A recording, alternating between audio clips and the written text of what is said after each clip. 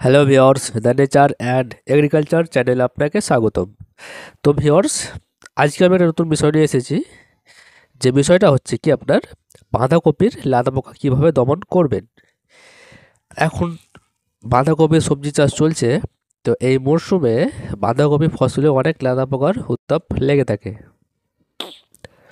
তো এই বাঁধাকপি লাদা পোকা কীভাবে দমন করবেন সেই সম্বন্ধে ছোট্ট করে আলোচনা করব। তো চলুন শুরু করা যাক।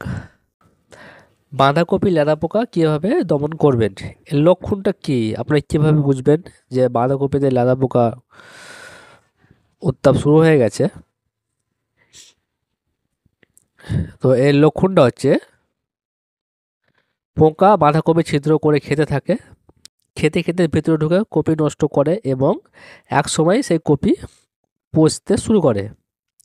তো এই লেদা পোকার ব্যবস্থাটা কীভাবে নেবেন, তো সেগুলো হচ্ছে কি, আক্রান্ত গাছ যখন দেখবেন না গাছটা আক্রান্ত হয়ে গেছে, এবং ডিম ও পোকা সংগ্রহ করে ধ্বংস করতে হবে। বাঁধাকপির কয়েকটি সারির মাঝে মাঝে ফাঁদ ফসল হিসাবে কিন্তু সরষে চাষ করলে খুব ভালো হয়, সেটাও করতে পারেন। এবং ক্ষেত পরিষ্কার এবং পরিচ্ছন্ন। বেশি পোকা দেখা দিলে আপনারা কি ব্যবহার করবেন, বেশি পোকা দেখা দিলে আপনারা ব্যবহার করতে পারেন ক্যারাটে বা পোলার। এটি 1 মিলি হারে জলে মিশিয়ে স্প্রে করতে হবে। সেটা কিন্তু শিশির সময় স্প্রে করা খুব ভালো একটা জিনিস। এর সাবধানতা হচ্ছে, স্প্রে করার 15 দিনের মধ্যে সেই সবজি কিন্তু খাবেন না বা বিক্রি করবেন না। সেটা কিন্তু বিক্রি করলে বা খেলে একটা ক্ষতি হতে পারে।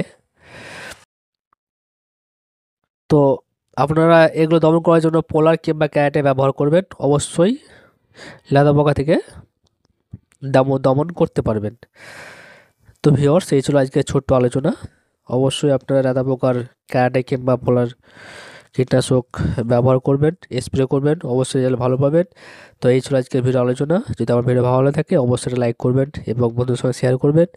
আর যারা আপনারা এখনও চ্যানেল সাবস্ক্রাইব করেন, অবশ্যই চ্যানেল সাবস্ক্রাইব করে রাখবেন পরবর্তী ভিডিও পাওয়ার জন্য। তো শুভ দিন, ধন্যবাদ।